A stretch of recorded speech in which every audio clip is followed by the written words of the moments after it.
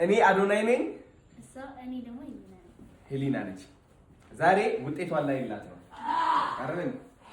ዳም ዩ ኦኬ ኦኬ። እስኪ ጋይስ 4 ካራት 4 ካራት እሺ ሌላ እንደገና አለ። እሺ አሁን ይሄ ታያተ ነው ትልቅ ነው። እስቲ ይሄ ደግሞ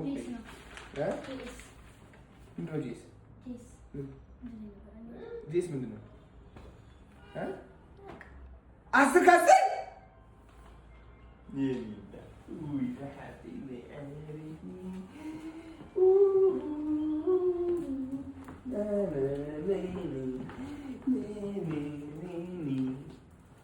10 ከ10 በስመ አብ